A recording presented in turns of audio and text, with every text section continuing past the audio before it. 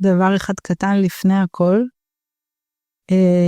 אם היית עכשיו חוזרת אחורה, וניגשת לרוני הקטנה, באיזה גיל שתבחרי? דבר אחד שהיית לוחשת לה באוזן. קודם כל קראו לה בחריה, דיברנו על זה. מסכנה שלי. אז הייתי לוחשת לה ששום דבר לא קורה סתם. זה בדיוק מה שצריך לקרות כדי שיהיה מדהים. והולך להיות מדהים. כן? את חושבת שזה היה נותן הכוח? בטח. לעבור את מה שהיא עברה. בטח כי היא חשדה. היא חשדה ששום דבר לא קורה סתם. היה לי תמיד מחשבות על זה שיש משהו, חייב לקרות משהו יותר גדול ממה שאנחנו רואים. קודם כל, אני תמיד הרגשתי שמשהו יותר גדול קורה בזמן שכל המבוגרים, כאילו נגיד הייתי מסתכלת על ההורים שלי, הם היו קמים נורא מוקדם בבוקר והיה צריך להתארגן מהר, והיה כזה בית כזה קצת מרוקאי של לחץ, ויאללה קדימה מהר ותתארגנו, הולכים לבית ספר, הגענו בזמן, חוזרים מהבית ספר, יאללה שיעורי בית, ארוחת ערב, הכל מהר מהר מהר, צריך ללכת לישון מוקדם, כי מחר, עוד פעם, גור מהר הולכים, חוזר על עצמו. ולא האמנתי, אני זוכרת שהייתי מסתכלת ככה על ההורים שלי, ואומרת אין מצב שזה הלוק של החיים, אין מצב שככה חיים שלמים. יש פה משהו יותר גדול והם לא מבינים אותו. וזה כבר אז ידעת. היה לי ברור. אז מעל הכל איזו ילדה מיוחדת. מיוחדת ועם הסתכלות רחבה. זה מאוד מרגש. ואנחנו נעשה איזשהו פתיח קטן. ברוכה הבאה לפודקאסט שלי, המרחב שלך להיות. קוראים לי שירי, ולאורך חיי, כשגידלתי את המשפחה המדהימה שלי וכאימא ל9 ילדים, תמיד חיפשתי דמות נשית להערצה. אחת כזאת שיודעת הכל, אחת כזאת שכל התשובות נמצאות אצלה, כדי לקצר לי את הדרך, כדי להיות בטוחה במה שאני עושה. ואז הבנתי שאין דמות אחת כזאת מושלמת. יש בכל אישה משהו מיוחד שאותו היא נותנת לעולם. הבנתי שאני רוצה להוציא לאור את הנשים הללו, ובינינו, בכל אחת מאיתנו יש מה לתת. אז המרחב שלך להיות זה המקום, הזמן והמילים בשבילך. רעיונות עם נשים, כל אחת מהמרחב האישי שלה.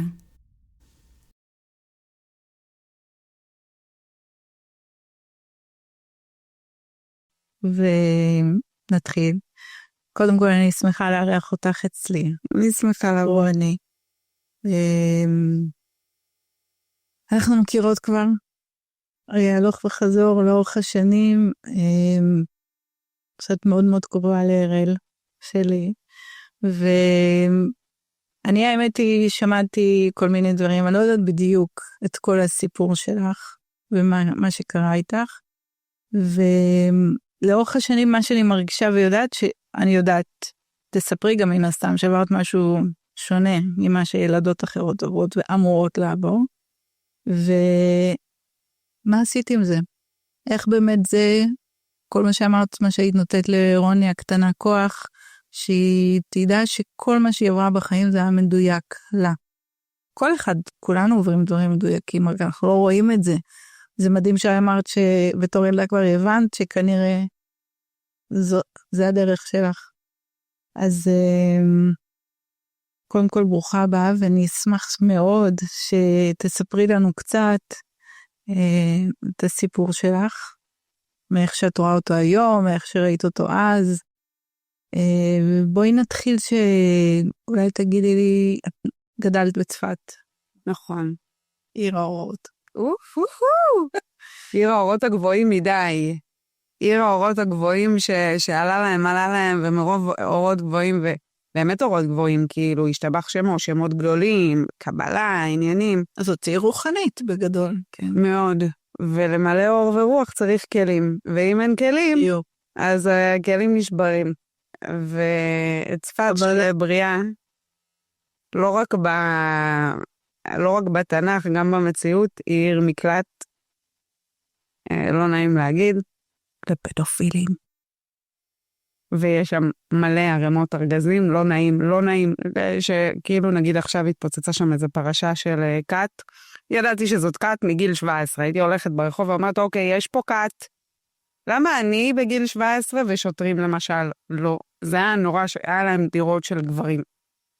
יוצאים מדירה מלא גברים, שלום לקט, מה קורה? ולא מטופל.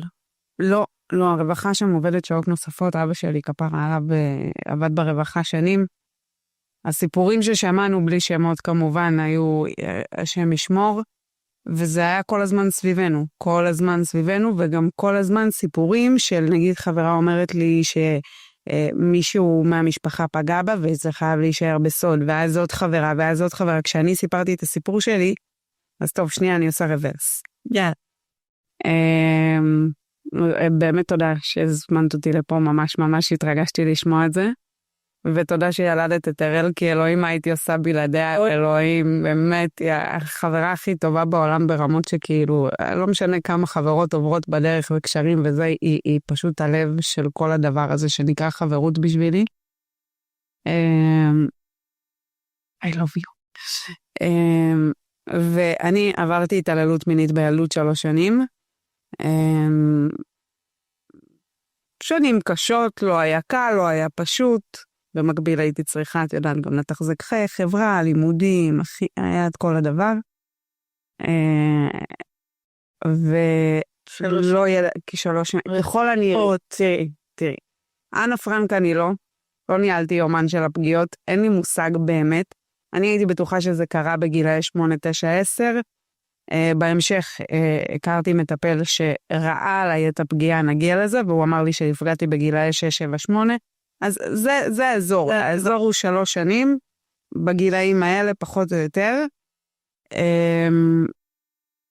זה לא באמת משנה, כאילו מתי, אחרי הרבה שנים שאני הייתי בקבוצת תמיכה לנפגעות, והיום אני עובדת עם הרבה נפגעות, אני רואה שהרושם הוא אותו רושם, והסבל הוא אותו סבל, והתסמינים הם אותם תסמינים, כשזה קורה בילדות.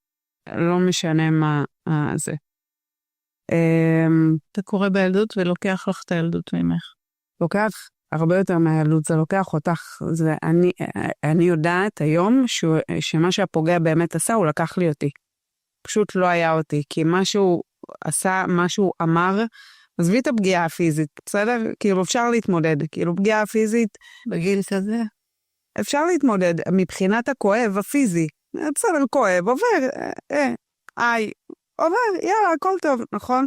אבל יש פה אמירה של תקשיבי, את לא מעניינת סתמי, אני צריך את הגוף שלך עכשיו, את צריכה להיות בשקט, אסור לך לספר על זה לאף אחד, זה לא משנה איך את מרגישה, אני עכשיו צריך את מה שאני צריך, פלסטיות שלי, השתבח שמו, ואת צריכה לסתום את הפה, ואת רק, את גוף עכשיו, את גוף ששותק גם, את גוף שלא צריך לעשות כלום, רק תהי גופה ותסתמי. וזה, אין דבר שאומר לך, את לא חשובה, את לא משנה, לא רואים אותך, לא משנה מה יש לך להגיד, אל תדברי בכלל, פשוט תסתמי, וזה 3 שנים, בתדירות שהיא 1 לשבוע. שזאת האמירה, זאת האמירה מתחת למה שקורה, וההורים שלי גם, שהם ההורים הכי טובים בעולם, ולאבא שלי הייתה מודעות מאוד גבוהה, כי הוא טיפל במקרים האלה, והם לא שמו לב, והם לא ראו, ואחים שלי לא ראו. ואני הייתי מדברת עם ההורים שלי על הכל, עם אחותי על הכל, הייתי מספרת, היום הגעתי לכיתה ואסתי אמרה לי ככה, חפירות, ספר את החיים שלי, ואת זה לא. למה לעזאזל? את זה לא. ואמא היית אומרת, היה נפטר? כן. שמעתי גם סיפורים של ילדות שאמרו להם שהן מדברות שטויות וסתמי את הפה ולא קורה. שמעתי, אני לא מאמינה שזה מה שהיה קורה אצלנו, כי ההורים שלי, כאילו, אמא שלי מורה ואבא שלי עובד סוציאלי. מודעות הייתה שם. עובד סוציאלי, מן הסתם. אבל... אז איך בעצם ביום יום את מתנהלת? סתם לדעת. איך את מתנהלת? זה גילאים מאוד מאוד קטנים, אני חושבת, הילדות שאני מכירה בגיל הזה, ואת צריכה לקום לבית ספר, את צריכה לעשות שיעורים, את צריכה להתנהל מול המשפחה, את צריכה אולי לראות את הבן אדם הזה. איך את מתנהלת? במקור שלי אני מאוד אוהבת לחיות. מאוד מאוד אוהבת את החיים. מאוד רגישה לאנשים ומאוד מאמינה בטוב. אז הייתי קמה בבוקר ויאללה, יום חדש ומניעה את היום. מאוד עייפה, כי לפעמים הפגיעות היו פורות בשעות הקטנות, אז זה מפריע לי לישון. היא רק אומרת, זה גם גזל שינה, תוסיפו לה אישומים גזל שינה. ילדה רוצה לישון. אז טורף. אז כן, אז נלקחה. והייתי בוכה מלא סתם. אחים שלי היו קוראים לי בכיינית ומפונקת. הייתי יכולה... היא קטנה. לא, יש מתחתיי עוד אחד, אבל הוא קורא לי אוכתי הקטנה, אז כאילו, יאללה, נו, בסדר, אני אז קוניקס. אני זוכרת ממש שהייתי יושבת, בזמן שאחותי ואמא שלי היו שוטפות הבית, הייתי יושבת על ספרייה, מנגנדת ככה את הרגליים, ככה בטירוף, ובוכה. מה קרה? מה קרה? באמת חמודות, לבביות, טובות לב, מה קרה? אין לי חברות. אבל אתמול היו אצלנו רותי ומימי ונועה, למה אין לך חברות? הן לא באמת חברות, אי אפשר לספר להם כלום. מה את רוצה לספר להם? ניסית להעלות את זה. לא יודעת שזה קורה לי. לא יודעת שזה קורה לי. מדחיקה בלייב. קורה? לא קורה. באותו רגע אני זוכרת מה הייתי עושה. הייתי הולכת לפה. וטסה ללפלנד, בראש היה לי לפלנד, היה לי ארץ לעולם לא שהכל היה בה. תמיד הייתי לובשת שם מיני, הייתי רוצה לבוס שמלות ומיני, והיינו חרדים. שזה דרך אגב מה שרציתי לשאול אותך בשאלות הבאות, כי זה באמת רוב הפעמים מה שקורה לילדות או לילדים שעוברים פגיעות כאלה ואחרות, ובדמיון הם עוברים למקום אחר. וממש עשית את זה. כן, הייתי ילדת שמנת. אני זוכרת שראינו צ'רלי וחצי, ההורים שלי חרדים, אבל כזה יום שישי עם הקוסקוס רואים סרטי בורקס. אז אני הייתי רואה בגילה, גילה הייתה ילדת שמנת שלי, גילה מצ'רלי וחצי, היא מקיסריה, היא משחקת גולף, היא נוסעת בקבריולט, מגוסטה, תביאו לי גם. אז זה מה שהייתי מדמיינת, שאני גרה בקיסריה ואני משחק גולף, ויש לי חצאית מיני ורודה כזאת, ואני... אז מה שהיית בנתק, כאילו... לא היה אותי. לא הייתי קיימת. כאילו, הגוף שלי היה שם בשבילו. ואני הייתי בכל היום שהיית הולכת לבית ספר, היית זה, עדיין בדמיונות. אז דווקא הייתי מאוד נוכחת, אהבתי את הבית ספר, אהבתי את החברות. אהבת בית ספר. כן, כן, למרבה הפלא. אני אהבתי. למדת? למדתי, אהבתי ללמוד, אהבתי לקרוא יותר מהכל. ספרים היו חלק מהבריחה שלי, הייתי בורחת לתוך ספר. זה לא היה... אני חושבת עכשיו מנקודת מבט של אמא, זה ממש מקשה על העניין. כי אני רוצה לזהות, את לא יכולה לדמיין מה קורה. אין איך לזהות חוץ מהבכי ללא סיבה. של מה קרה, אין לי חברות. יש שם משהו, ילד שאומר תירוץ מטומטם לבכי שלו, וברור לכולנו שזה לא התירוץ, או שכל הזמן כואבת לו הבטן, הייתה כואבת לי הבטן כל הזמן, הבטן. שמרתי בבטן. ברור. והלכו לרופא ובדקו את הבטן, והכל בסדר עם הבטן, יש מערכת עיכול, יופי, נהדר. אבל ברור שיש שם משהו. כי ילד לא יכול לספר משהו שהוא לא מספר לעצמו, ולא סיפרתי את זה לעצמי, אני לא ידעתי שזה קורה לי. לא ידעתי, היית עושה לי פוליגרף, שלום, אם מישהו פוגע בך מינית, מסבירה לי גם מה זה מינית, כי אני לא ידעתי מה זה מינית. אני לא ידעתי, היינו חרדים ממש. גם לא חרדים, רוני, בגיל כזה, מה? עם כל הכבוד להכל, גם לסרטים ולהכל, זה משהו שאני חושבת שזה עדיין, את מדברת על גילאי 7, 8, 9? נכון. זה מאוד צעיר, זה מאוד צעיר. את יודעת איזה כיתה זאת? כן. כיתה א' ב' ג'. כן, זה פיצי, זה פיצי, זה תינוק. בכל חברה, גם אם זה חרדי וגם אם זה לא. זה לא מקובל, זה לא נכון, זה הזיה. ברור. לא, אבל זה לא משהו שילדה בגיל הזה צריכה להבין מה עובר עליה. היא לא אמורה לדעת. ואני אומרת, זה כזה, כאילו, למה לא סיפרת? כי זה כזה דבר גדול, ומוח כזה קטן, וזה בכלל לא נכנס, ואיך זה ייכנס וגם יעבור דרך הפה. אין, את מה אני אספר? מה שאני לא מבינה שקורה לי? אין לי מילים לזה, אין לי הגדרה לזה, אין לי איך להעביר את זה, כאילו, אני באמת לא יודעת. ואם כן היית רוצה לספר על זה, את חושבת שהיה שם את המבוגר הזה להגיע אליו? כן, כן. פשוט, אבא שלי היה, בוא נגיד את זה, כפרה עליו, חרדתי עליי, הוא מבחינתו היה גדל אותי בקופסה ורודה, ושאני לא יצא ממנה לעולם, עד שהוא ימצא לי את השידוך, וימכור אותי בעד כבשים, כזה. אמיתי. חרון. והוא היה אומר לי, כל דבר, ואם משהו קורה לך, ואם מישהו תופס אותך, תצרכי. שזה עוד יותר עצוב מהכל, אני רק חושבת על הלב שלו. את יודעת מה קרה לו כשסיפרתי? זה לא היה רעידת אדמה, זה העולם נגמר. הוא היה בטוח שהוא מגן עליי מהכל, שהוא מצליח להגן עליי מהכל, שאני הילדה הקטנה שלו ואני עטופה ואני אומרת, היום שאנחנו מדברים על זה, והוא סחב מלא אשמה שנים, היום אנחנו יכולים לדבר על זה, ואני אומרת, רבוש, חיים שלי, אהבה שלי, זה מה שהייתי צריכה לעבור, רז ביניהם, או מי אתה תתווכח עם אלוהים, מי אתה תהיה ההורה הכי מעורב, הכי מצלמות בכל הבית. היה קצר במצלמות וזה לא היה קורה. זה כל הורה, גם את עכשיו אמא, זה כל הורה, בקטנות של החיים אנחנו רוצים לדלג בשבילהם על הכל, כדי שלא יסבלו בכלום. אז בדבר כזה, איך הורה יכול להמשיך? ברור שהורה ירגיש באיזשהו מקום כישלון. אני לא הייתי שם בשבילה, וזה לא משנה אם את דיברת או לא דיברת. הורה יכול לספר לעצמו כל מיני סיפורים, אבל אני חושבת שאם זה היה הפוך, בוא נגיד, והוא היה יודע והוא היה מצליח לעצור, אז הוא היה מרגיש אחרת, זה ברור. הוא עדיין היה מתהלך עם מצפון על התקופה שזה כן הצליח לקרות. המצפון ההורי הוא לא רציונלי. סבבה? הוא לא רציונלי. אנחנו קצת מרימים עליהם את הכל, אחרי זה לא ישנים שעתיים, אוי, מה עשיתי? בסדר, יאללה.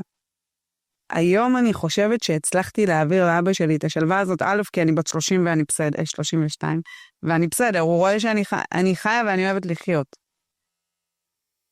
דבר ראשון. דבר שני, הוא יודע, בגלל האמונה החזקה שלי, שלא היה לו מה לעשות. אני הייתי צריכה לעבור את זה. הוא לא יכל, הנשמה שלי קיבלה כזה אופציות. מה את רוצה, הנשמה? אני אמרתי, כן, תביאו לי 3 שנים התעללות מינית בעלות. זאת הנשמה. שתהיה בריאה, כאילו מה, לא יכול לבחור איזה מסלול כזה, ככה קליל, משהו, נלמד את הדברים בברודווי, למה ככה? באיזה... בסדר, זה מה שהיא בחרה. היא יודעת למה. יש לי פה מהות, יש לי פה שליחות, יש משהו שאני צריכה לעשות. מקווה לפענח אותו בקרוב, קצת בלבל אותי הסימנים. אין מה לעשות, זה מה נכתב, זה בול מה שהייתי צריכה לעבור דקה לא פחות, פגיעה אחת לא פחות, ואני מדברת על פעם בשבוע, ואני מדברת על גם זיכרון פנומנלי שזוכר כל רגע, השתבק שמו לעד, איך גם הוא אוהב לשלב יכולות. יאללה, קחי גם זיכרון. שלא ימחק כלום, אבל את מבינה מה שאת אומרת כרגע, מבחינתי את עדיין צעירה וילדה, ולהבין את זה, זה לקחת אחריות. את מבינה שזה משהו שקרה, זה לא שאת עדיין מדחיקה, לא, את פשוט לוקחת אחריות על העניין הזה, זה חלק ממך, היית צריכה לעבור את זה. כמה מעטים האנשים שעוברים ניסיונות בחיינו, ודואגים להפיל את זה על כל העולם ואשתו, ולא לוקחים את האחריות, לא אומרים אני עמדתי כנשמה ובחרתי את זה, זה צמרמורת, באמת. שמי, עברתי דרך. את רוצה איזה, לסיים את זה? בגיל 15, סליחה, זה צף לי. התחלתי לצאת עם מי שהיה בעלי ומי שקרוי היום גרושה לשיחיה. התחלנו לצאת והתמשקנו וכזה, מתחת לרדאר, אסור שזהו, אני כזה משחק כדורסל, חתיך כזה, אני הייתי מעודדת חרדית, סיפור אמיתי. הרשים. כן, והכל במחתרת, חלילה שלא יתפסו אותנו ויעיפו אותי מהבית ספר, ואז התחילו לי פלשבקים, כי כנראה נכנסה מיניות לחיי. ולא האמנתי שזה, לא האמנתי, הרגשתי נבגדת, כי זה בן אדם שהוא קרוב, שההורים שלי סמכו עליו, והייתי כאילו זה מה שהוא עשה לי, גם זה בן אדם שחיבבתי, כי הוא היה גם קריזמטי ומצחיק וטוב עם ילדים, obviously.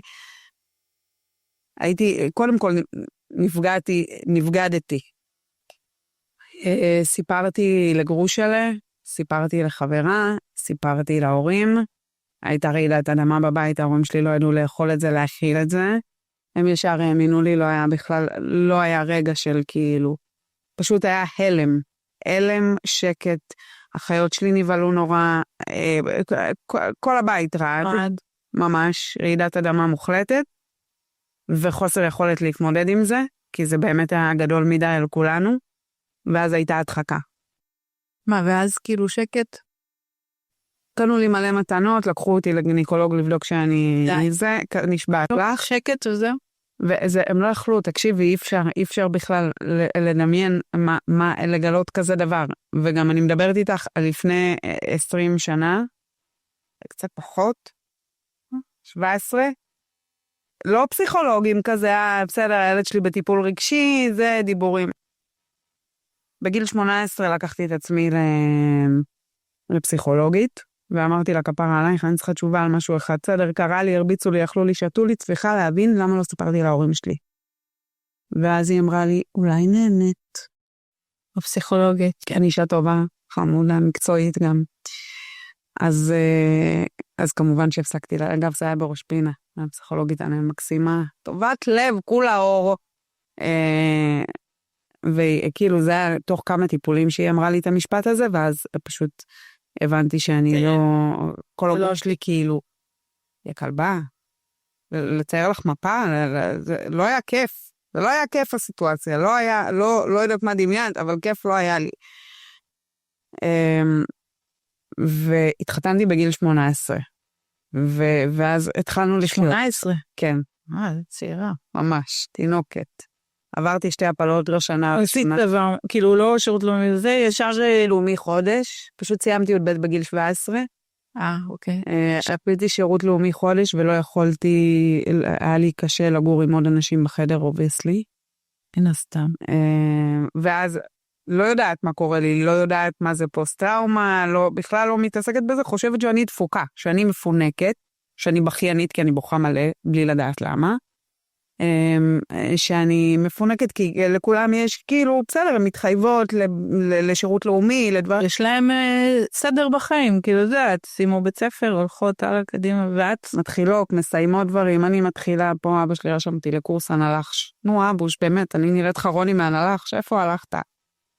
ניסו באמת, במלא טוב לב, לנסות לכוון אותי למקומות, ניסיתי את השירות לאומי וברחתי משם, וניסיתי את זה והתחתנתי, ואז עזבנו צפת, עברנו למרכז, ושם התחלתי להרגיש חוסר רצון לחיות. הייתי קמה בבוקר ורוצה להפסיק להתקיים, פשוט רוצה להפסיק להתקיים, ואז התחיל עשור של טיפולים, כל סוגי הטיפולים, פסיכולוגים, פסיכותרפיסטים.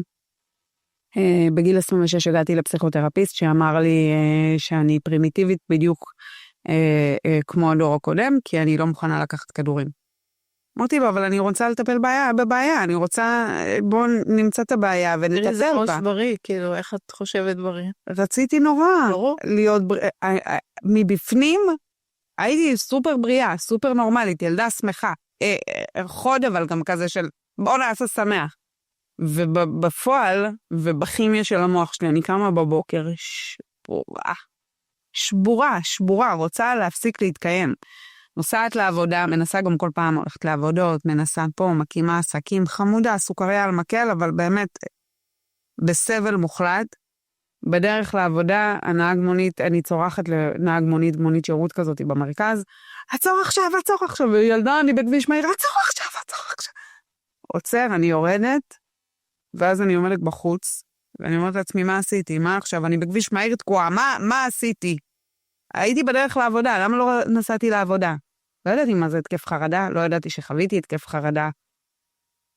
זאת אומרת, חווית את הכל אבל בלי שמות, זאת אומרת, לא יודעת מה קורה. וגם בלי הבנה שזה לא אני, שאני לא בעיה, שקורה לי משהו.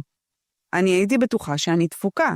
הייתי חוזרת הביתה ברגל, על עקבים, כי הייתי בדרך לעבודה, תינוקת, בת 22, ובוכה את החיים שלי על איזה דפוקה אני, למה לא פשוט נסעתי לעבודה? למה צרחתי על הנהג?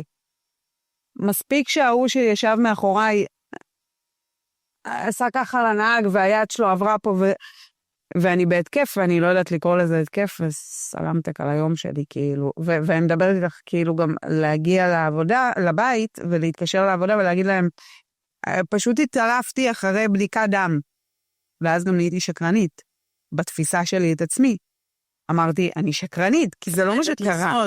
אבל מה אני אגיד להם? צעקתי לנהג שיעצור לי באמצע נסיעה, מה אני אבלה? כאילו, אז הייתי חייבת סיפור. אז הייתי ממציאה סיפור. וזה מול העבודה, ומן הסתם את בזוגיות, בחיים חדשים, עברת מקום, אולי כבר היית בהיריון? בגיל 21 נכנסתי להיריון, כן. שזה עוד התמודדות. וגם גרושלה פשוט היה אבוד, כאילו לא, כי פשוט... הוא לא יודע איך לעזור. ממי, ירדתי מהמונית, אני... טוב, תלכי הביתה, תנוחי. טוב. רק היה מאשר לי שאני תפוקה וזה בסדר. כאילו, הסוג של התפוקה זה בסדר, אבל חשבנו שאני תפוקה, גם הוא חשב שאני תפוקה. ביחד חשבנו שאני תפוקה. המחשבה הייתה יש לי דפקט. שהיה לי דפקט, אבל הוא היה מאוד חיצוני לי, כאילו, פשוט לא ידעתי את זה. שאת בסך הכל מתארת איזשהו סוג של נתק מתמשך מעצמך, מאז. ממש. שהוא רודף אותך כל הימים. כי את עושה דברים, על פניו בחוץ את נראית משהו מסוים, בפנים את משהו אחר, אז הפער הזה כנראה הולך וגדל. נכון, והפער גם באמת הלך וגדל, כי גרושה לחתיך, גבוה, בלונדיני. בסוף יחשבו שהוא עוד אישה. יש לו שם. יש לו שם חמוד. איש טוב ואבא מדהים. ואני הייתי נראה טוב, והיה לנו תינוק בלונדיני כזה, והיינו גרים בבית יפה, הכל היה יפה, והיינו עושים מהולדת, והכל יפה ושמח, בתמונות. על פניו. ואני סובלת שאני קמה, שאני מצחצחת שיניים, שאני מתקלחת. אני מתקלחת, סליחה, כן, לא נעים, אבל אפשר לקרוא לכל הסיפור שלי, התחלתי להתקלח, כי הייתי מתקלחת פעם בשבוע, כי לא יכולתי להתפשט בלי שיהיו לי פלשבקים, ומי רוצה בזה? אז עד שלא הייתי מגיעה למצב סריח של כאילו, די, רוני, אין ברק, רציתי להתקלח, נשמה שלי, את הסריחה? לא הייתי רוצה את החוויה הזאת. זה כל החיים בעצם, מאז. מאז ועד לפני 2 אז התחלתי לקחת כדורים בגיל 26, לקחתי אותם 6 שנים, בזמן הזה המשכתי לנסות, ניסיתי MDR, CBT, TAT, כל ABCD, FG, כל אחד שלקח 3 אותיות והחליט שהם שיטת טיפול, אמרתי לו, קח את הכסף שלי, לאן מגיעים, לאיפה נוסעים? ראש פינה עד באר שבע, הייתי בטיפולים בכל הארץ, כל האותיות באנגלית, כל הסוגים, גם כל החוש מקסימות שעשו לי שטיפה, נריאתי, שמו על היווני, ואמרו לי מחרת כמה חדשה, תלכי עם אבן כחולה, זה העין השלישית שלה, דברים. האמנתי להכל, כאילו באמת, הייתי בכזה מקום. בן אדם במצוקה רוצה... רק תעזור, לא אכפת לי איך, לא אכפת לי איך, אחי, שרוף עליי קטורת, תעשה מה שאתה רוצה, לעשות קעקוע, מה תגיד לי? אני עושה, אני רוצה להחלים, אני לא סבבה לי המצב הנוכחי, אני רואה שיש לי הכל ואין לי אותי. אני רואה את זה. הבובום קרה כשהיה לי עסק משגשג ממש, שגלגל מעל 1,000,000 בשנה, ונסענו לחופשה בסיני. איזה כיף, יש לי 70K בחשבון, יש לידי גבר חתיך, יש לי ילד קטן ובריא שרץ על החוף ואוסף צדפים. אני כביכול בסדר, אני יכולה לעשות ככה ולבקש מה שאני רוצה ויביאו עד אליי, ואני לא טוב לי. רע לי, כאילו, אני חייבת שזה יגע, אני לא יכולה, כזה. לא יכולה, לא רוצה, כך כבר, מה קשה לך, למה הונחת אותי פה? יש לי הכל, הנה, עשיתי כל, אמרו להתחתן, ילד, נכון, אמרו הצלחה בעבודה, כל המטפלים, גם על כדורים, הכל. עשיתי הכל לפי הספר, ולא טוב לי. הגעתי לאיזה פסיכיאטר, שהוא הבחן אותי בפוסט-טראומה המורכבת, והוא אמר לי, אי אפשר לטפל בזה. יכולה להסביר רגע מה זה מורכבת, כאילו מה זה פוסט-טראומה? מורכבת זה בגלל שזה היה ממושכת. כן, כשהפגיעה היא ממושכת, אז כל המבנה של המוח משתנה. בפוסט-טראומה מורכבת יש מבנה אחר למוח, כאילו, ממש, היינו יכולות להסתכל על אותה סיטואציה, ואני הייתי רואה הייתי רואה תינוק בעריסה, ובוכה.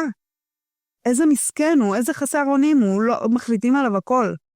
הוא לא יכול להגיד אם קר לו מדי, הוא לא יכול לבקש, איך, מסכן. הייתי רואה תינוק בעריסה, וזה היה מבחינתי, שזה הדבר הכי חמוד. מה קורה לנו שאנחנו רואים תינוק? היום כאילו אני שם. הייתי רואה תינוק, ווואי, מסכן, אני לא יכולה לעשות את הסבל שלו, כי זה היה בום לחוסר אונים מהפגיעה. וזה שאת אומרת שזה בעצם, זה הפוסט-טראומה המורכבת? שזה ממש המוח משתנה? כן. כל המציאות נראית אחרת, יש פילטר אכזרי, הכל שחור לבן, יש טובים ויש רעים, רובם רעים. מי שטוב צריך לבדוק למה הוא טוב, כי הוא בטח מניאק, יש לו שם משהו. כן. כל ההסתכלות על העולם זה שהעולם הוא מקום מסוכן. הוא לא מקום ידידותי, ואני תמיד בסכנה. הגוף תמיד כאילו תמיד. אז אותו פסיכיאטר, מה הוא אומר? אז הוא אמר לי, את יכולה ללמוד לחיות עם זה. זה לא עובר, זה נשאר. דוקטור, אני לא יכולה להזיז את היד. אתה צריך ללמוד לחיות איתה פה. זה לא עובר, זה נשאר. אתה לא יכול, נכון, יא זבל? סליחה, כן, כפרה עליו, למד 7 שנים, משקיע, וזה בטח בן אדם טוב בא עם כוונות טובות. אבל לא, לא. אני לא רוצה לחיות חיים שלמים עם הדבר הזה. אם זה חיים שלמים עם הדבר הזה או מוות, המוות בכלל לא מפחיד אותי. I love the מוות. נשמע, שקט, שלוות עולמי, מה רע לי? מה אני צריכה בכלל את ה... לא, לא רוצה לחיות ככה. את צריכה ללמוד לחיות עם התקפי חרדה, עם התקפי זעם, עם פלשבקים, חוסר יכולת להתקלח, דיסוציאציה, שזה אומר ניתוק מהגוף, מוחלט. לא היה אותי. הייתי מנסה לעשות יוגה, הייתה אומרת להביא את השכמות. מה זה שכמות? איך אני מזיזה את השכמה, אחות שלי? 0 חיבור לגוף, לא מרגישה כלום. יורד לי דם. לא ראיתי. לא כואב לי. לא כואב לי. בנתק מוחלט. מוחלט. אחרי התקפי חרדה הייתי קמה לכל... זה כאילו, הייתי עושה לעצמי כאלה. כן, היה ככה דום יפה. להרגיש משהו בגוף, כי הכאב המנטלי הוא כל כך חזק, שצריך להרגיש משהו בגוף. אז לקחתי כדורים, ניסיתי את כל הטיפולים, עשיתי את ה-EMDR האכזרי, שום דבר לא עבד. זאת אומרת, כשאני אומרת שום דבר לא עבד, אני מתכוונת, לא היה שיפור. כאילו, אני שילמתי, אני נסעתי, אני השקעתי זמן, אמונה, תקווה, כוח, רצון, פתיחות. כל מטפל שגירד לי את הפצע, ישבתי ונתתי לו, כך גרד אותי, חיים אותי, כל הסיפור, כך. אבל את יודעת שהיה בך משהו לאורך כל הדרך שהוא לא רגיל, אני חושבת. היה לך רצון פנימי, הרצון היה בוער. זה לא שהיית כבויה. אם היית כבויה, היית לוקחת את הכדורים ואומרת, צלמת, כאילו, נחיה את החיים ככה, נמשיך בצורה הנוכחית ובמה שאני עוברת. לאורך כל הסיפור שאת מספרת, יש בך משהו בוער מבפנים, שהוא לא כבה. ממש. היה שלי תוקד עד ביאת משיח, אנחנו ממש לחיים. באמת, קמתי בבוקר, זה כאילו... כל יום, זה לא, אין מצב, זה לא החיים שלי. ובגלל זה גם פתחתי עסקים, עבדתי על זוגיות, הבאתי ילד, ניסיתי לצייר מבחוץ את מה שנראה כמו אושר, כי אני לא מאמינה בלהעביר את החיים. שמה, גלגול אחד, בוא ניתן בראש, בוא נעשה פה, בוא נשאיר חותם, כאילו, בוא נעשה פה משהו, יש חיים, אני לא יכולה, ויש מאות אלפי אנשים שמעבירים את הימים שלהם על כדורים, מה שהכדורים עושים, הם פשוט משתיקים לך, הרי זה סוג של דיכוי נוסף, קורא לעזרה, דיכאון זה קריאה לעזרה, ומה עושים למוח? אתה עם העזרה שלך, אין עזרה, שתוק, כדור בראש, ואז הם חיים ככה, וזה נכון, תפקדתי, הלכתי הבאתי את הילד, עשיתי קניות. הכדורים הם סוג של דיכוי, אתה כל פעם מדכא את מה זה גם תכלס בכדורים רגילים, בגוף. נכון. אתה בחולה, אתה מדכא את הנפש שלך, את מה שהיא צועקת לעזרה, כי לא סתם בן אדם שהוא כאב ראש, לא סתם העלה חום, זאת אומרת, יש פה עניין. אנחנו גוף ונפש מחוברים, אנחנו לא נפרדים. אז ברגע שזה עולה, אתה שם את הכדורים, יכול להיות שעל פניו כלפי חוץ זה מאוד נוח לחברה, וכולם מסתכלים עליך, ואתה לא צועק, ואתה נחמד, והכל בסדר, אבל אתה מדכא. השאלה שלי זה איך הבנת שאת צריכה לטפל בבסיס, בשורש. שלא הסכמת לטפל רק באופן, את יודעת, קריטי, לכרגע, לכאן ועכשיו. את רצית כרגע לעבור טיפול אמיתי, להגיע למה שבאמת, למה שבאמת היית ואיך רצית, ואיך הגעת לפתרון האמיתי. הפתרון האמיתי הגיע כשהייתי מוכנה למות באמת. זאת אומרת את זה עם חיוך, אבל זה כאילו, זה להגיע באמת לקצה. שזהו, קלו כל הקיצים. מה זה קלו? קלו הקיצים, קלו האותיות באנגלית שהפכו לטיפולים. לא קלו הכדורים, כי היו לי כמה חפיסות כדורים שאיתם השתמשתי. ויום אחד בעבודה, הייתי מטופלת אז אצל מישהי שהייתה עולה לי 600 שקל לטיפול, והבטיחה לי הרים וגבעות, והגענו למצב שהיא החזירה אותי אחורה, ושאלה אותי שאלות, והחזירה אותי אחורה, והגוף שלי התחיל לצרוח מכאב, והיא התחילה לצרוח עליי, תירגי, את עושה את זה לעצמך. לא היה קלבה, את עשית את זה לי, כאילו, בואי, לא נכון. והמשכתי, התמדתי, כי הייתי כזאת, הייתי סאקרית של בואו תעזרו לי, מי שאומר שיכול לעזור לי, אני באה. וזה היה קשה. התקף חרדה קיצוני, ואני מתקשרת אליי, ואני אומרת לה, תקשיבי, איריס חיים של אמא, אני חייבת שזה יפסיק.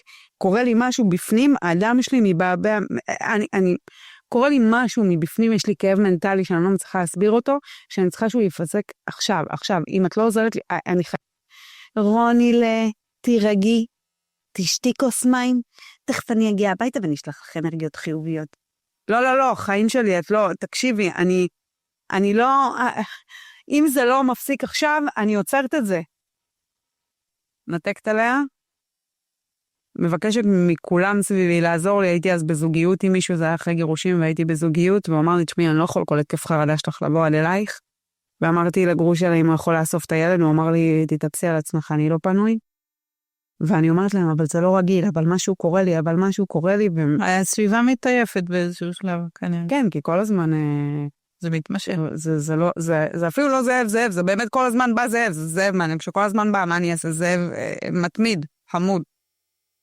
הלכתי לבית שלי, ובכניסה לבית ראיתי שיש משטרה, שהמטפלת, שבזה היא הייתה מספיק חכמה להבין למה אני מתכוונת, ואני רואה שמתקשרים אליי מחסום, אני מסתכלת על השוטרים בכניסה לבית שלי, ואני אומרת להם, אני עונה, והם שואלים אותי איפה אני, ואני אומרת להם ביער מיתר. ואני רואה אותו, אומר להם, חבר'ה, היא ביער מיתר, תעלו לניידת, והם נוסעים לי מהבית, אני עולה הביתה, לוקחת בקבוק של ערק חדש, כמו מרוקאי טובה, ואת כל הארסנל שהיה לי בבית של תרופות שהם אמרו שהם יעזרו לי יום אחד, והם לא. מתישהו הם מבינים שאני בבית, אני שומעת את מד"א נכנסים, בולעת מהר את כל מה שנשאר, רוקן את הבקבוק, שהאבוש יהיה גאה, ואמרתי לשתות ערק, כאילו, צטח זה אצלנו במרוקאים, כאילו עם החמין, שתי מרה. בקטנה. טיפה. רוצה טיפה? אהבתי את הטיפה, אז הנה כבר הורדתי בקבוק של טיפה, ומד"א הגיעו בזמן, איבדתי את ההכרה קצת אחרי שהם הגיעו, עשו לי שטיפת קיבה, הייתי מאוד מאוד מאוד קרובה לזה, פתחתי את העיניים, הייתי בטוחה שאני הצלחתי למות, אני הייתי בטוחה שאני הצלחתי, וואי, איזה כיף, סיימתי עם העולם הזה, אין גוף, שנאתי את הגוף, ואת כל מה שהוא אומר, ואת איך שהוא נראה, ואת זה שאני צריכה כל מה שקשור לגוף, לא הייתי אוכלת, לא מענה, הייתי אוכלת רק בבולמוסים. כל טיפוח, כל עניין, בנתק. לא, רק נראה, מזלי, שאני באמת לא הייתי צריכה דברים כדי להיות מטופחת. נגיד, תראי אותי, watch me, לא עושה גבות. לא באמת. הוא באמת עשה לי טובה, כי אם היו רואים איזה מוזנחת, אני על כמה מוזנחת הייתי, פשוט לא ראו עליי את ההזנחה, כי הייתי נראית חמודה, יפה, הולכת, נראית טוב. אבל הזנחה מוחלטת, ואני מתעוררת במיון סורוקה, ואני פותחת את העיניים, אני רואה כזה מטושטש כמו בסרטים, ואז מתפקסות לי העיניים על כזה ריבוע שכתוב עליו 30, ובדיוק חגגתי 30 חודש לפני. אני מדברת איתך על 16 בינואר 24, סבבה, לא כזה הרבה זמן. ואני אומרת, הצלחתי. וכתוב לי כמה שנים חייתי. תכף בא איזה גבריאל, אריאל, מיכאל, איזה מלאך אח. אומר לי, יעת לפה, גם, לא, כבר נראה לי לא האמנתי ברפאל בשלב הזה. לא התרפאתי, לא קרה. ואז באה פאטמה. בוקר טוב, חנה. בוקר אור. ואז תשאולים, עניינים, אני יושבת מול פסיכיאטר, אני אומרת לו, תסתכל לי בעיניים, תקשיב לי טוב, שום אשפוז, שום נעליים, אני נמרה של החיים, אני נלחמת חיים שלמים בפוסט-טראומה מורכבת מהתעללות מינית בילדות 3 שנים, פעם אחת התייאשתי, על פעם אחת תכניס אותי, תיקח לי את הילד, תמציא המצאות, פעם אחת התייאשתי. אמרתי לו, אני מפה הולכת להילחם, אני הולכת להיות חבל לך על הזמן. אז זה פספס את הנקודה הזאת. התעוררת, ראית, הבנת שאת בחיים, ואז הייתי צריכה להילחם ולא יאשפזו אותי. אז מזה כאילו התחלת להילחם על החיים. או שעדיין לא. כן, יצאתי משם ואמרתי לעצמי, רוני נשמה, רואה את הילד החמוד הזה? כמעט רצחת את אמא שלו. כמעט רצחת את אמא שלו. נכון. מה את עושה עכשיו? לא מעניין אותי המצאות. חיפשתי עניינים בלגנים, מצאתי בית מאזן, שזה מרחב, אוהבים להגיד מרחב בעולם הטיפול, מרחב, עם מטפלים 24/7, כאילו מנתחים את ההתנהגות 24/7. שינה שם בעצם? הכל. עם עוד בנות? עם עוד אנשים. אנשים. גברים, נשים, 24/7, 3 חודשים, הטיפול הוא 90 יום. שמה המשותף להם שם? שהם כולם מתמודדים. עם כל מיני דברים. כן, וזה עולה 100,000 שקלים ככה לכיף. ל3 חודשים, ככה, תביא 100,000 שקל. אבל ישבתי עם הבעלים והוא אמר לי, רוני, את יוצאת מפה חדשה, כל הקורבנות, כל המסכנות, כל הדבר הזה שאת בו, אין. הולכת מפה זורחת, קילרית של חיים. מעוניינת? מעוניינת. קחתי הלוואה. המשפחה שלי עזרו לי, שילמו חלק, ולפני זה אמרו לי, מה את עושה? 100,000 שקל. אמרתי להם, אני הולכת לקנות לילד שלי אמא. כמה עולה אמא? תודה רבה. הולכת לקנות אמא, דברו איתי. נכנסתי לבית המאזן.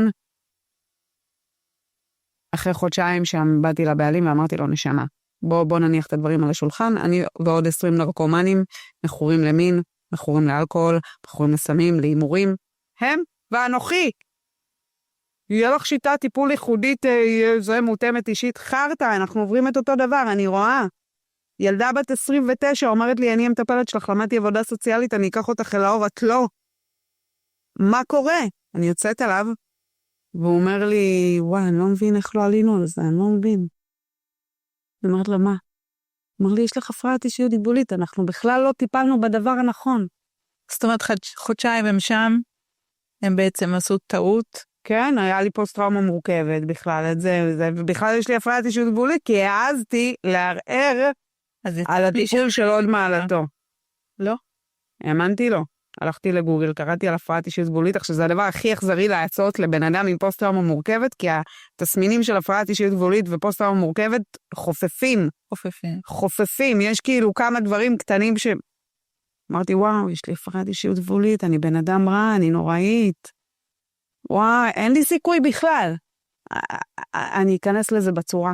יש איך לטפל בזה? בטח שיש איך לטפל בזה. יש לנו חודש, וזה חודש קריטי, ואת אומרת למשפחה שלי, צריך לשלם עוד חודש, אני הולכת לקרוא על ההפרעת אישיות דיבולית הזאת, הצורה, אני הולכת להחלים, אני הולכת להביא ילד, אימא לילד שלי, כאילו עושים את זה.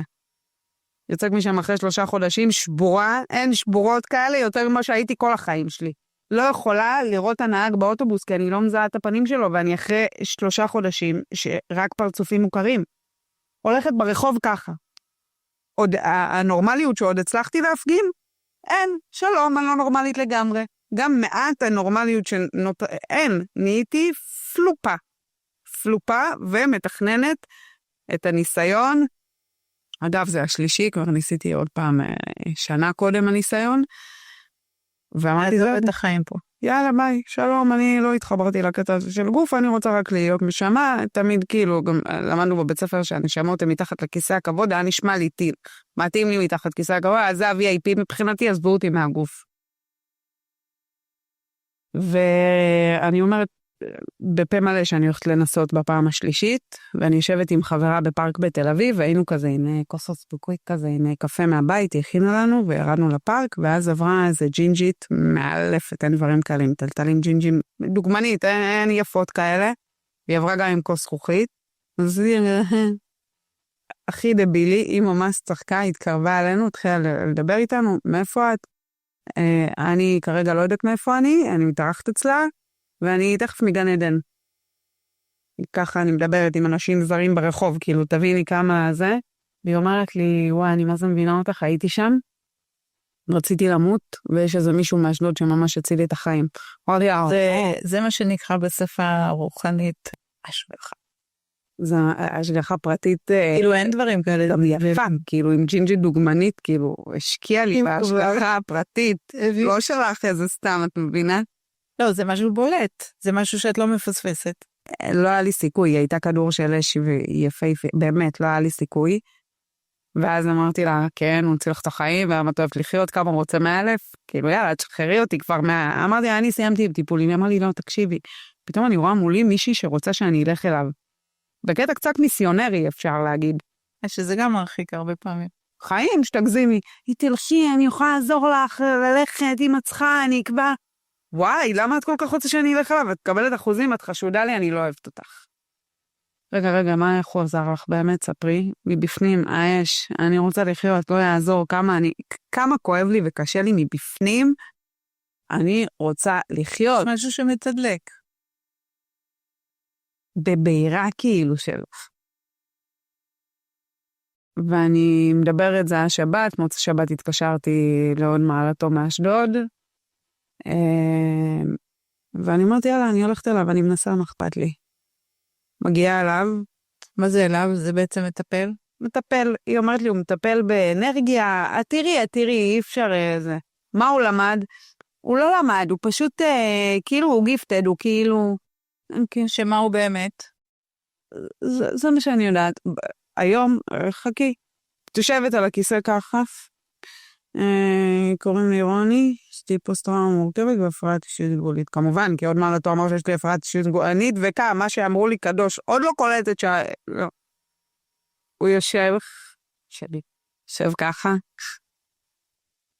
אין לך כלום, את בסדר גמור, את יותר שפויות שנכנסו לכאן. עד שמש שכיסו אותה בברזנטים שחורים, עבים או מקילים האלה, הצטבר אבק וגשם ועובש. אנחנו נסיר אותה מחי לחד ואת תלכי לזרוח. מה לזרוח? מעבול, אתה לא... תקשיב מה אומרים לך, מקרה קשה. וככה אני אומרת, אתה לא מכיר אותי, אני מקרה קשה. אני ניסיתי הכל. הוא אומר לי, את ממש לא מקרה קשה. לפעמים מטפל שאין לו כלים לטפל, הוא מגדיל את הבעיה, ואז זה מוצדק שהוא לא מצליח לטפל, כי הבעיה מאוד גדולה. כמה נוח להגדיל את הבעיה, כי אין לך כלים. וזאת הייתה פעם ראשונה ששמעת שמישהו אומר לך שאת בסדר? ומה זה עשה לך? לא האמנתי לו, ובמקביל רציתי להאמין לו בכל ליבי, ושנאתי אותו שהוא אומר את זה, כי זה אומר שסתם סבלתי עד עכשיו, ואהבתי אותו שהוא אומר את זה, כי יש לי סיכוי אולי יש לי סיכוי? תמיד יש סיכוי. כי את יכולה ללמוד לחיות עם זה לא, והוא פה, האיש הזה.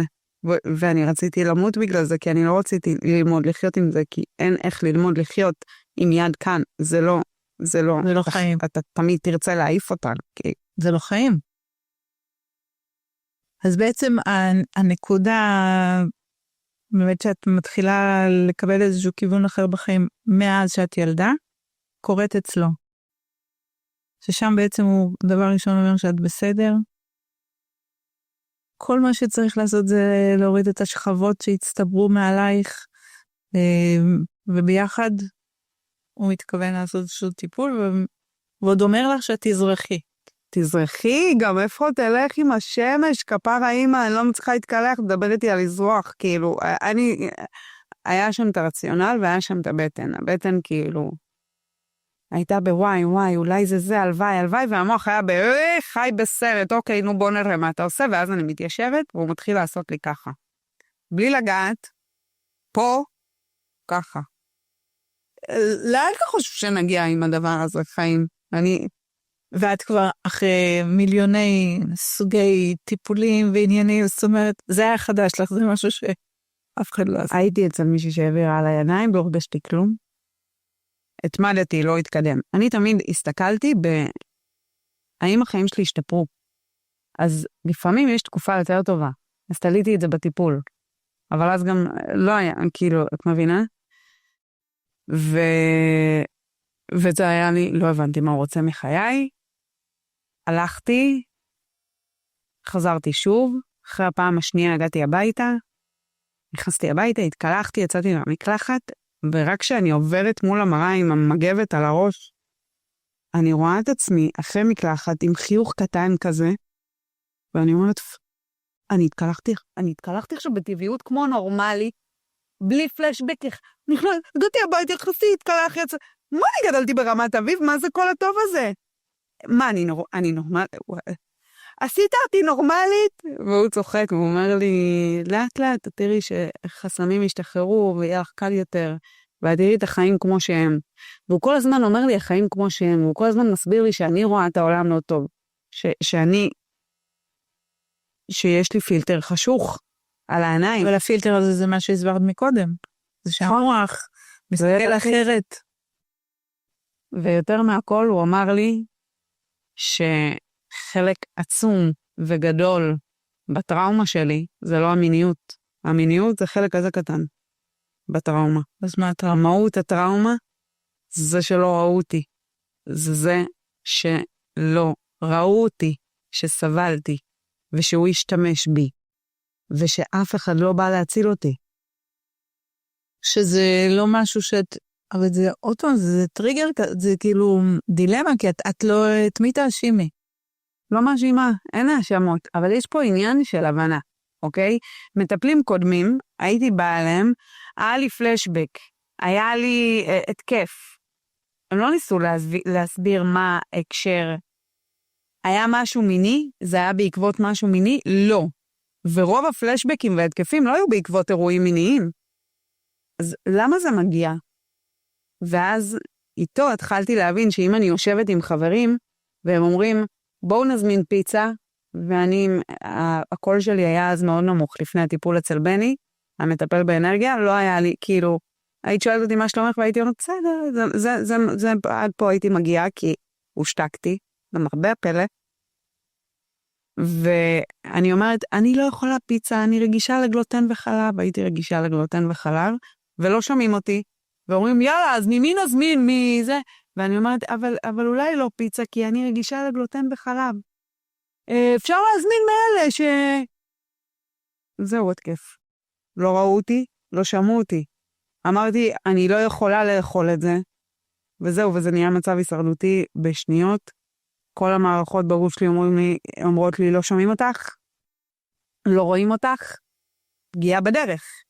כאילו, זה הולך לקרות שוב, כי עוד פעם לא רואים אותך ולא שומעים אותך, ומישהו יכול לפגוע וללכת, ואז נקודת שינוי שלך. ומשם התחלתם בעצם לעבוד על העניין של החיבור לגוף? זה שנגיד היה אומר לך להתחבר, או שהוא מטפל אנרגטית, והדברים פשוט קורים. שכבה אחרי שכבה יורדת, את פשוט נכנסת לחיים רגילים. זה נס כזה. אז זהו, זה לא נס. בני הוא מאוד מאוד לא רוחני, הוא כאילו, מה זה, הוא לא רוחני בתפיסה החברתית. אם עכשיו מישהו יגיד, הוא רוחני כזה בהיפרדסך, הוא לא. סבבה? הוא בן אדם מאשדוד, שיש לו כנראה משכנתה, לא יודע, ממציאה לו חשבונות, אבל הוא מאוד כזה מיושב, והוא מאוד מאוד מודרני, והוא מאוד ארצי. והוא מסביר את זה, כמו בצורה מאוד מדעית, את מה שהוא עושה, סבבה? כל חומר מורכב מחומר ואנרגיה, איינשטיין גילה, לא איזה גורו, אוקיי? איינשטיין, חבר של כולנו אוהבים אותו, נכון?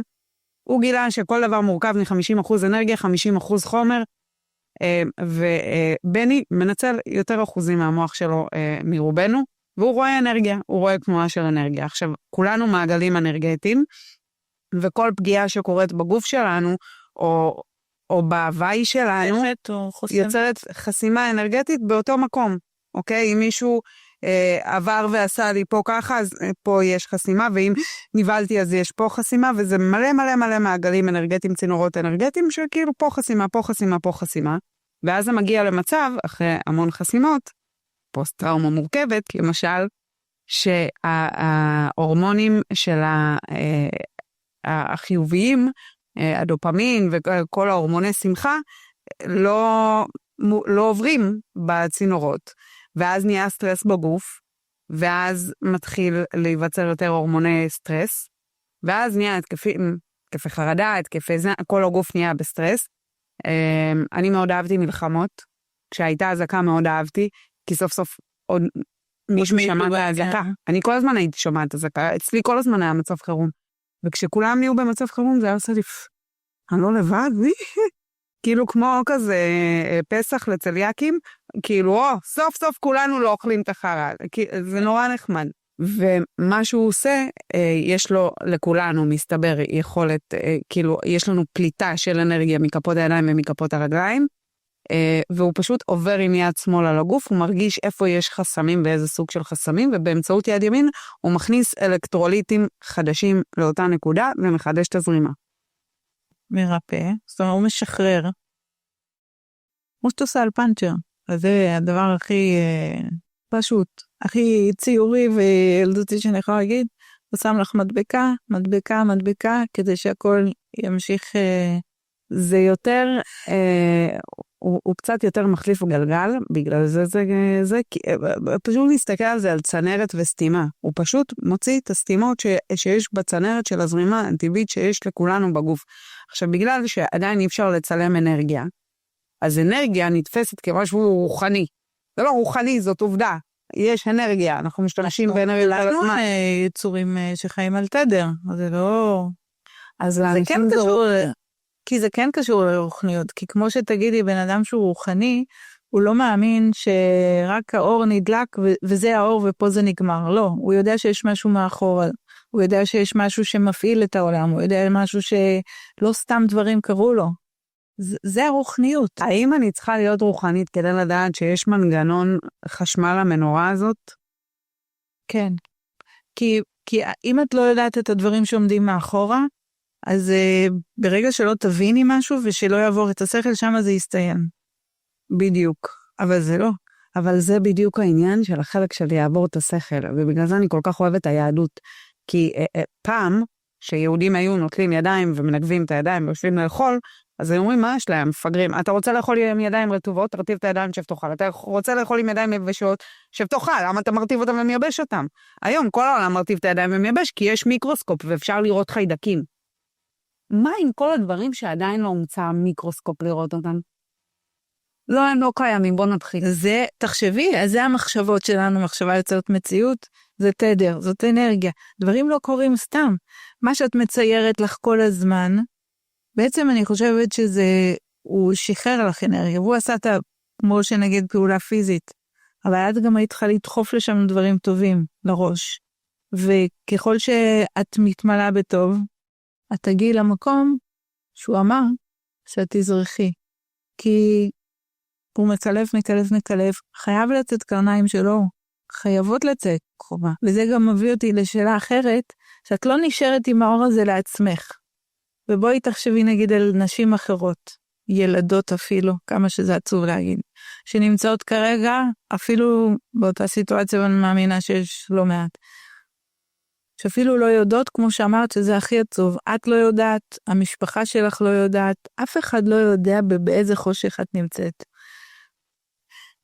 את אמרת בקטנה על משהו שהיית עפה אליו בדמיון, אבל מה את יכולה כרגע להגיד לנשים, בסיטואציות האלה שהן קיימות ונמצאות, כי כרגע את כבר עברת שלב, את כבר רואה אור. כשהייתי בתוך הטראומה, אז אחת המטפלות המקסימות הביאה לי ספר לקרוא, שורשים וגלגולים, משהו כזה, ולא הייתי במקום הזה עדיין בכלל, והייתה שם מישהי שנפגעה, והמטפל אומר לה, הנשמה שלך בחרה לעבור את הפגיעה בילדות, ואני תפסתי את הספר וטרקתי אותו בקיר, והתחלתי לקלל ואמרתי, החתיכת סוטה מסריע. ילדה תבחר בכזה דבר, היא החתיכת זבל. והיום אני יודעת שהמשונה שלי בחרה בזה. כאילו, באמת סליחה, אם יש מישהי שזה עושה לה גועל בגוף, סליחה, כי לי זה עשה מלא גועל וסנתי את הספר הזה ואת המטפלת, ורציתי להרוג את העולם, שבכלל אפשר להגיד דבר כזה. אולי תסבירי למה את מתכוונת שאת אומרת את זה. כי אני חושבת שזה הרבה יותר פשוט. הדבר הזה לא, את לא מתכוונת שכמו שאומרים, הנה אנסה כי זה ימנע את זה אליה. אוי ואבוי. זה לא המקום הזה. לא כזה. אז תסבירי לא מה כזה. זה אומר. אם אני הייתי נולדת ברמת אביב, אוקיי? והייתי הולכת לבלט ולפה ולשם, אז היום הייתי כנראה מעצבת אופנה פלצנית, שמתעצבנת על מלצרים, שבטוחה שאם היא נתנה טיפ שם אני אוכל לדבר לבן אדם איך שהיא רוצה, מתנשאת, עוברת רואה הומלס, אומרת מה יש לך, מה אתה דפוק, תטפס על החיים שלך, איך תיקח ביי כמו בן אדם, אין, אני לא מבינה, הם בוחרים להיות מסכנים, אני הייתי כזו, אוקיי? ואלוהים נתן לי את זה, את הקליפה, והוא נתן לי ורבליות, והוא נתן לי אש שבוערת ב-24/7, עם רצון לחיות ולאהוב את החיים, והוא נתן לי יכולת מדהימה לתת ולהכיל,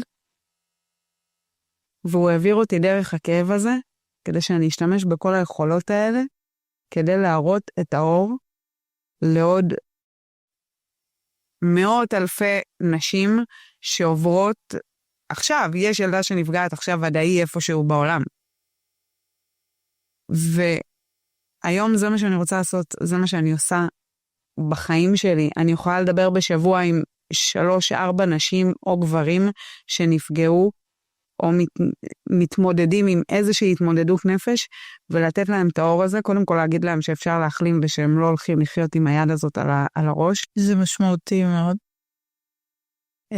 כשיצאתי מהבית המאזן, ואחותי התקשרה אליי ואמרה לי, חלס, את לא רוצה לעזור לעצמך, עשינו הכל בשבילך, את לא רוצה לעזור לעצמך, לא הגיוני שכל כך הרבה טיפולים לא עובדים.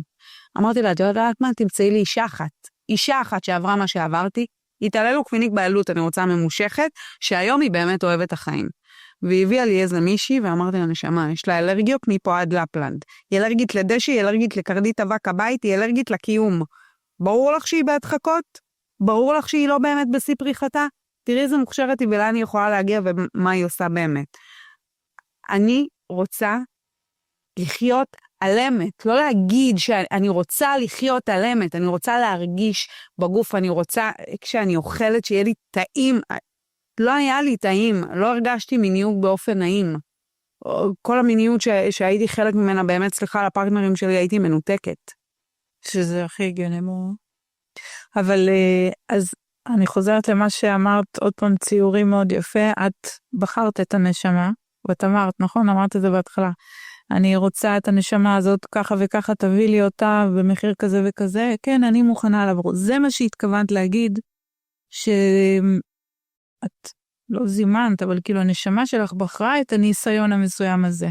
לזמן זה כאילו את, המגנט שלך דפוק על מרבונה, ואת מגנט למרבונים. אני לא מגנט למרבונים, אוקיי? בעזרת השם, חכי, מיועד יגיע, תראי לי מה אני ממגנטת. גם בזומן. השם, כפרה עליו, זה חתיכו לקליות. הנשמה בחרה מסלול כדי להאיר את האור שלה, והאור שלי, אני יודעת שהוא לאלה שכבר מאמינים באי אמונה. שלאלה שאיבדו תקווה. כי אני איבדתי תקווה. אני הייתי חייבת לנסות להתאבד פעמיים, הייתי חייבת להגיע לתחתית, כי היום כשאני מדברת עם נשים ואני אומרת להם, ניסיתי להתאבד, הן יודעות שאני לא איזו עובדת סוציאלית שאומרת לה, תתאפסי על עצמך, קום תשתי מים, תרגי, בואי נעשה, לא, אחותי, אני אכלתי חצץ, אני מכירה את האימא של התחתית, אני חייתי בביוב, זה היה הריח הרגיל שלי. אני לא, היום אני יושבת עם מישהי ואני אומרת לה, כן, אני גרה בקיסריה, ואני עושה את 5 ספרות שלי, ואני נוהגת, ולפני 2 לא היה לי רישיון, כי לא יכולתי לעבור טסט, כי איך שהטסטר היה עולה לאוטו, הייתי מתנתקת. לפני 2 לא היה לי טעם לאוכל, לפני 2 הייתי מתקלחת פעם בשבוע, סליחה מכל מי שחיבק אותי אז. לפני 2 לא הייתי קיימת, היה גוף, ובפנים היה כלום בשום דבר. כלום, לא היה בן אדם. והיום, אני קמה בבוקר, יש לי נוף לים, אחותי. אני פותחת את הווילון, ואני אומרת, מודה אני, לא מודה, מודה אני לפניך, השתבח שמך לעד, אבא תודה על עוד יום בעולם שלך, מה הולך לקרות לי היום? מה עוד אפשרי שיקרה בחיים שלי? מה עוד אפשרי שיקרה בחיים שלי? מה עוד אפשרי? אני שואלת מה עוד אפשרי עד שאני מרגישה את האקסטאזה הזאת בגוף, ואני יודעת שהולך להיות לי יום מדהים, והימים שקוראים לי, היא מלא הזקן בים שעובר ואומר לי משפט, והבחורה שיושבת בחוף ואני יושבת ומדברת איתה, ואני מביאה לאור והיא אומרת לי, את לא מבינה, אלוהים שלח אותך אליי. כמות הפעמים שאני מקבלת את המשפט, אין, אלוהים שלח אותך, את שליחה של אלוהים. ברור, אני שליחה של אלוהים ואת שליחה של אלוהים, וכולנו שליחים של אלוהים, אנחנו פשוט כל כך מנסים ללמוד איך להיות השליחים של אלוהים, אז אנחנו הולכים למכללות ולהבין איך לעשות את השליחות. מה הייעוד של? הייעוד שלך זה להיות את, הוא ייעד אותך חיים שלי, את לא צריכה למצוא ייעוד, את צריכה להתקיים בעצם היותך את. מה שבני אמר לי, שאני אור גדול ששמו עליו, כל הרעיון הוא, במקום להוסיף עוד תארים ולימודים והבנות של אנשים אחרים שהם נכונות להם, צריך להתקלף. ולהישאר הגרעין, וזה גרעין של אור, שהוא כל כך ייחודי, כמו שתחשבי על זה, מיליארד אנשים בעולם, מיליארדים, ולכולנו, לכל אחד יש טביעת אצבע אחרת, מה, איך עשית את זה? תראי, זה שטח קטן, כמה הוא יכול לצייר פה, בכמה וריאציות. נכון. ולכל אחד יש את האור הייחודי, בדיוק כמו הטביעת אצבע שלו, שרק הוא יכול לתת לעולם, והוא יכול לתת אותו, רק שהוא מעיף את כל ה... אז בעצם זה הזריחה שלך. זה מדהים. זה כאילו אנחנו happy end. רוני, גם את בחרת את השם הזה, למה? רציתי שם שמח. קראו לי על שם סבתא שנפטרה, ועל שם חנה ושבעת בניה. אפשר לו עוד טרגדיה בבית, תביא טרגדיה, נו תביא איתה. אין עוד איזה מישהי שנרצחו למת, די. סבתא נפטרה בגיל מאוד צעיר, מסרטן בגרון. רסטו, אוקיי. ואני יודעת שזה לא סתם, ואני יודעת שזה חלק מהתיקון שלי, שאני צריכה להשמיע את הקול שלי, ואני צריכה להשמיע סיפורים. ברור לי שאני לא היחידה שנפגעה במשפחה. ברור לי שזה בין דורי, ושזה עבר. זה לא מגיע משום מקום. פגיעה מינית לא מגיעה משום מקום. היום אני במקום, בגלל שכבר אני רואה את העולם אחרת ואין לי טוב ורע. יש עובדה. כל דבר שקורה הוא עובדה. אז אני רוצה מאוד לעזור גם לאנשים שפוגעים, כי בסוף מי שפוגע הוא גם נפגע. הוא ידע סיפור, כן. והוא לא ידע מה לעשות עם זה. יש לך מקום לסליחה? כלפיו? סליחה מלאה. כן? בלב שלם. לא, באמת. מכל הלב. כאילו תמיד שואלים את זה, אבל אני באמת רוצה להבין, כי הסליחה היא המקום הכי מרפא, סופו של דבר. ואת מסוגלת אפילו להסתכל עליו, את מסוגלת איכשהו להבין את המיקום שלו, מאיפה זה הגיע לו. יש לי חמלה עליו. כן? יש לי המון חמלה עליו. זה היה כל השנים, עכשיו רק. לא, רק עכשיו. הכללות שהוא קיבל, הבחור, מרבון, אבל יש לי המון חמלה עליו. אני באמת נרפאתי, כאילו, הייתה לי פה פריחה בידיים, ביריחיים, והייתי אומרת שאני רגישה למעברי עונות וממציאה דברים. זה עבר, פשוט עבר. הייתי רגישה לגלוטן וחלב, עבר לפיצה למחייתי, השתבח, אני אוהבת פיצה. הייתי חודש שעבר ברומא וחגגתי על פיצות ובצקים, ואמרתי, וואו, איזה ריפוי אמיתי. ויש לי סליחה עליו, לא שאני אומרת, לא שאני סולחת, כי אני בגיל 18 כבר אמרתי, קראתי שצריך לסלוח, כי זה משחרר, אז אמרתי, אני סולחת לו בלב שלם. חמודה, מאוד רציתי לסלוח. עכשיו אני לא אומרת שאני סולחת, אני מרגישה שאני סולחת. אני בהתאבות של אני סולחת, אני פשוט סולחת, כי זה בדיוק כמו שעכשיו אם הבוס שלי יתקשר אליי ויגיד לי, תקשיב לי טוב, גברת, מחר יש לך שימוע, המחשבה הראשונה שעולה לי, עזבי את ההישרדותית של, לא יהיה כסף, מה נוכל, ילד ימות. מדברת על אני, שכאילו גם זה משהו שלמדתי להפריד בין המוח הקודח וההישרדותי לבין מה שבאמת יש לי לחשוב. אני אומרת, וואי, מעניין מה מחכה לי. כאילו, אלוהים מזיז אותי.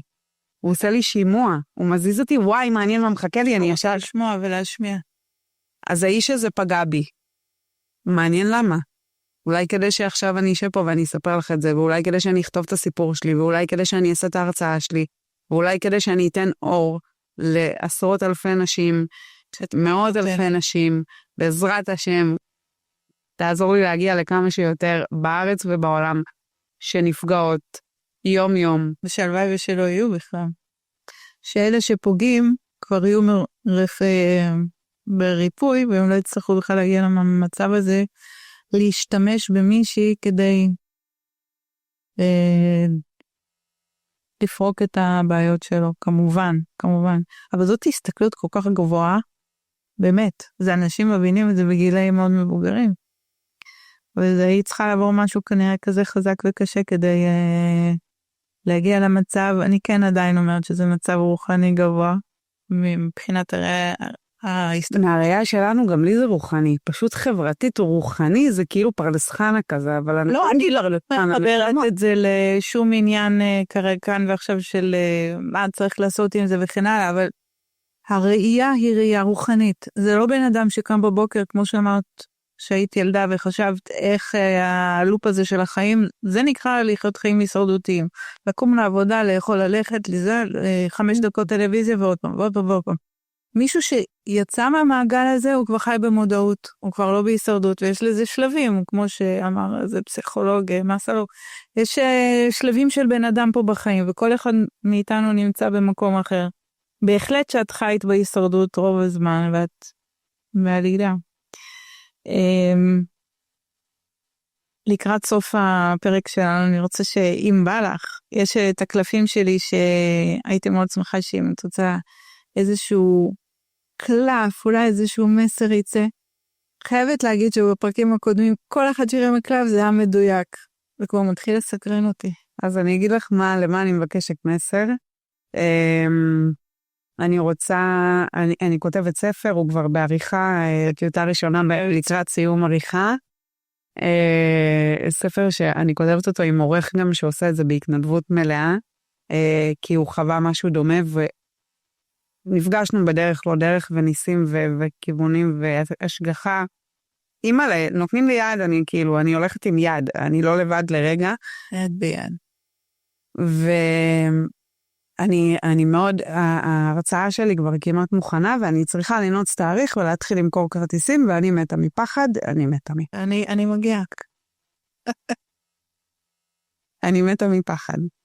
אז השאלה שלי היא זאת, כי אני רוצה לעשות את זה. עכשיו הגישה שלי פשוט, אמרתי לעצמי, חיים, את לא עושה את זה כדי להתפרסם, צי מהסרט מדונה, את לא סתמי. למרות שיפה לי מדונה. אני עושה את זה, כי יש נשים שצריכות לשמוע את זה. אם אני באמת מאמינה שעברתי את זה, אז חלס עם האגו והאוי, אולי אני אגיד שטויות במיקרו. יש נשים שמחכות להורים, אני מאמינה שאת אור. לכי תזרחי, תפסיקי לבלבל את המוח, לכי לזרוח כבר, להגיד לה, יש אנשים שמחדעת. מעבר לזה, דרך אגב, רוני, זה לא רק למה שעברת וזה. זה בא להגיד לכל אחת, תקומי, תזרחי. אל תשבי, גם אני. יותר קל לשבת בבית, ולקוות שדברים איכשהו ייפלו עליי, אבל כל אחת שצריכה לקום, יש לה מה להגיד, דרך אגב, לכל אחת יש מה להגיד? ברור. ברור שיהיו טעויות, ברור שהמצלמה לא תצא 100%, אנחנו מדלגים על זה. לא מסתכלים, אנחנו פשוט ממשיכות הלאה, כי הכי חשוב לנו המילים שיצאו, המחשבות. מישהי עכשיו רצה, שומעת את זה. מישהי עכשיו או מישהו יושבים באוטו, ופתאום נופלות תובנות שלא חשבו לפני זה. אולי לגבי הילדים שלהם אפילו, את יודעת? שזה גם אני בתור אימא ל9 ילדים, אני תמיד נעים לי לחשוב שהכל נוצץ. אני תמיד יודעת שלא הכל נוצץ, ואני יודעת על דברים שהיו וכאן, ואיפה הייתי, מה עשיתי, למה לא נתתי יותר, למה לא חשבתי, למה לא קמתי לעזר, זה אף פעם לא נגמר לדעתי עד היום האחרון. אבל, הלקיחת האחריות הזאת. אכלו לי, שתו לי, בנו לי, במקום זה, זה המצב ההישרדותי. השלב הבא, אני קמה. אני יוצאת עם הרצאה, סופר הרצאה, זה כאילו עד זה הרצאה, ועם הספר, ואני מספרת את הסיפור שלי, וזה, מה יקרה אחר כך? מה שצריך לקרות יקרה, אבל את את שלך, מה שנקרא, מוציאה לאור. וואו. יאללה, תשחררי קלף. עוד מעט סוגר לנו את הבסטה פה. בואי נראה. אני אקרא? זה קריאה. אני אקרא. האם אני מתרגשת? אכן. ההווה. את מתנדנדת בין עבר לעתיד. העיניים שלך נוצצות על מי ואיך שהיית. ועינייך בורקות לכיוון העתיד החלומי שעוד יגיע. רק שעכשיו את פה בהווה, וזה לא תמיד נוצץ. ההווה מרגיש כמו עבודה שאף פעם לא נגמרת. הווה שאת מחכה שיעבור, שתגיע ושיקרה. להיות נוכחת בהווה שלך זה לאהוב את מי ומה שאת עכשיו. מה את אומרת? שאני כל הזמן אומרת לחברות שאני אסגור את ההרצאה, אבל שנייה כאילו אני צריכה שיהיה עליי, שאני אהיה משהו, את בינה, אני לא יכולה לבוא, אני אוטוריטה בתחום הפגיעות מי את? מוחית. את, כרגע כאן ועכשיו, וזה לגמרי מתחבר, אני חושבת. חיכיתי לספר, שאני אהיה הסופרת שעושה הרצאה. אבל אין מה לחכות לך, די. בינתיים ילדות נפגעות, בוכות, זה, ואני עם עצמי לא נחכה לספר, ואני ארד גם איזה כן. לא, זה חשוב מאוד, אני חושבת, כי זה... את יודעת מה? זה קרה לי גם אפילו, באמת, מאז שהתחלתי עם הפודקאסט, לעלות פרקים, פתאום אני מקבלת כל מיני תגובות. אנשים, כאן, זה שיר בצד את כל התודות שאנשים אומרים שכמה זה נתן להם וכן הלאה, אבל אנשים מחכים, אנחנו לא יודעים. דיברתי עם זה עם מישהי שישבה פה בפעמים הקודמות, אני אוהבת לקרוא לזה, זה אפקט הפרפר. את זורקת משהו. אין לך מושג מה זה עושה בצד אחר, ולמי זה פוגע, למי זה הולך. כמו הג'ינג'ית הזאת, בחיים שלך, ובראייה לעתיד, איך את חושבת שההורות שלך השפיעה על כל הסיפור הזה? זאת אומרת, עצם זה שאת אימא, בואי נגיד, יכול להיות גם באותו סיטואציה בת 32 ולא אימא. אני לא מדברת על זוגיות כרגע, כי זה סיפור אחר. הפיצוץ הגדול קרה כשבראל נהיה בן 6, ופתאום הסתכלתי עליו ואמרתי, זה הגיל שהייתי כשבראש לי הייתי יותר גדולה, ואני מסתכלת ואני אומרת, כזאת תינוקת, איך הוא יכל, איך, לא ראו מי, כאילו זה נהיה לי מחדל הרבה יותר גדול כשהילד שלי הגיע לגיל הזה. חשדתי בכולם.